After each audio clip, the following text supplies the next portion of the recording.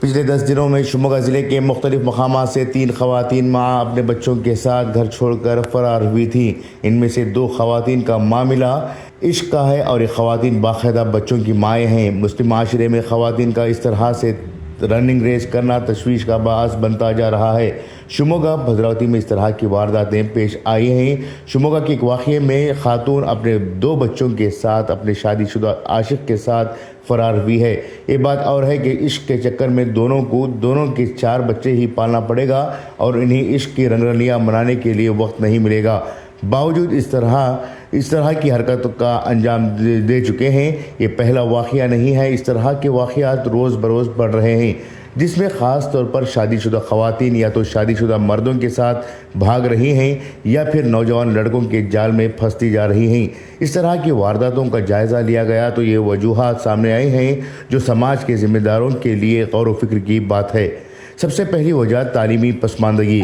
عام طور پر سلم علاقے سے تعلق رکھنے والی خواتین اس طرح کی حرکتوں میں ملوث پائی جاتی ہیں۔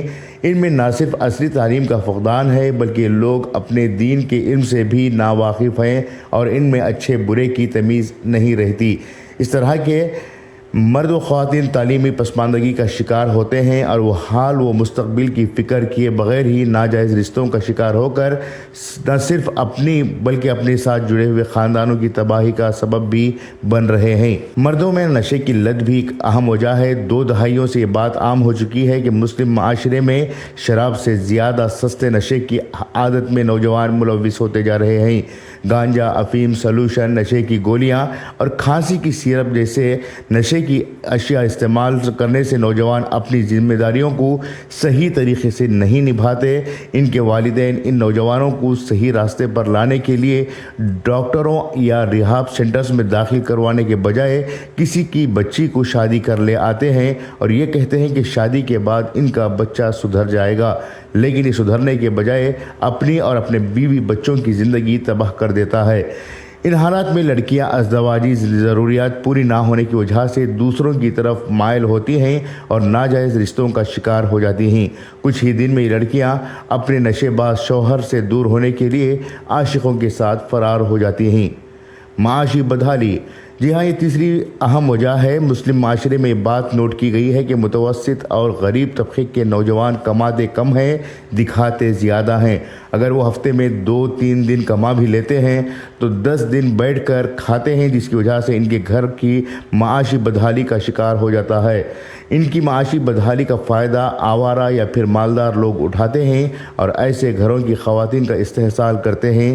انہیں ان کے غیر ذمہ دار شوہروں سے نجات دلانے کا وعدہ کرتے ہوئے بہلا پھسلا کر انہیں عارضی سکون کا سامان بنا لیتے ہیں اور انہیں گھر چھوڑ کر نکلنے کے لیے مجبور کرتے ہیں۔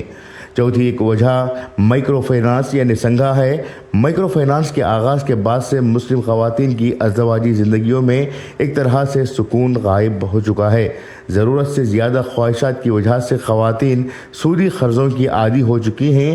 ان قرضوں کو لے کر اس کی ادائیگی کے تعلق سے ہونے والی بے ضابطگیوں کے بعد یہ خواتین مائکرو فائنانس کی ادائیگی کے لیے کچھ خواتین غلط راستہ اختیار کر لیتی ہیں یا پھر انہیں غلط راستہ اختیار کرنے کے لیے مجبور کیا جاتا ہے، جس کے سبب یہ خواتین اپنی ازدواجی زندگی کو تباہ کر لیتی ہیں۔ ناپسندی کی شادیاں۔ جہاں عشق کے معاملات میں معاشی بدحالی، مائکرو فائنانس، نشے کی لت، تعلیمی پسماندگی اور دین سے دوری اہم وجوہات ہیں، اس میں سے ایک وجہ لڑکوں اور لڑکیوں کی ناپسندی کی شادیاں بھی ہیں۔ اکثر والدین اپنے بچوں کی پسند و ناپسند کا جائزہ لیے بغیر ہی شادیاں کر دیتے ہیں۔ 21ویں صدی میں ٹیکنالوجی آگے ہونے کے ساتھ ساتھ عشق و معشوقی کے ذرائع بھی ایڈوانس ہو چکے ہیں۔ ایسے میں اکثر والدین بچوں کی ذہنی کیفیت، خیالات اور پسند کا جائزہ لیے بغیر ہی اپنے اسٹیٹس اور اپنی خواہش کے مطابق زبردستی شادی کر بیٹھتے ہیں۔ اگر شادی سے پہلے ان بچوں کا کہیں عشق وغیرہ چل رہا تھا تو وہ عشق ان کے دلوں میں شادی کے بعد بھی اکثر پرورش پاتا رہتا ہے اور کچھ ہی دنوں میں یہ عشق شوہر یا بیوی سے بغاوت پر اتر آتا ہے، پھر اپنے پرانے عشق کو حاصل کرنے کے لیے گھروں سے فرار ہو جاتے ہیں۔ ان تمام وجوہات کے بعد یہ نتیجہ اخذ کرنا ہے کہ آخر اس میں نقصان کس کا ہے۔ جی ہاں، لاپتہ اور فرار ہونے کی جو وارداتیں پیش آ رہی ہیں، ان وارداتوں سے نہ صرف بھاگنے والے جوڑوں کا نقصان ہے بلکہ ان جوڑوں سے جڑے ہوئے خاندان، رشتہ دار اور سماج کو بھی بہت بڑا نقصان اٹھانا پڑ سکتا ہے۔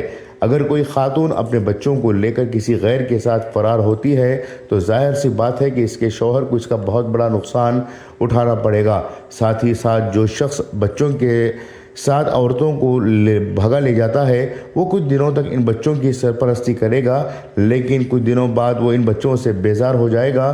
نہ صرف بچوں سے بیزار ہوگا بلکہ خاتون سے بھی وہ دوری اختیار کرنے لگے گا، کیونکہ ناجائز رشتہ ہمیشہ ناجائز ہی رہتا ہے۔ اسی طرح سے اس مرد کے بیوی بچوں پر بھی سماجی و نفسیاتی دباؤ بڑھنے لگتا ہے اور وہ ایک طرح سے جیتے جی ہی مر جاتے ہیں۔ ان پر لگنے والے داغ نہ صرف ان تک محدود رہتے ہیں بلکہ نسلوں تک سماج میں ان پر انگلی اٹھائی جاتی ہے۔ حالانکہ ٹی وی سیریلز اور فلموں کو دیکھ کر کچھ لوگ ایسے ناجائز رشتوں کو فیشن سمجھ بیٹھے ہیں، لیکن یہ فیشن کچھ وقت کے لیے ہی ہوتا ہے۔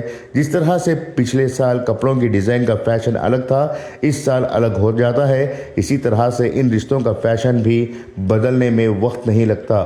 یہ رپورٹ مختلف واقعات، FIR اور عدالتی کارروائیوں کے دلائل پر مشتمل ہے۔ خصوصی پیشکش انقلاب نیوز، بنگلورو۔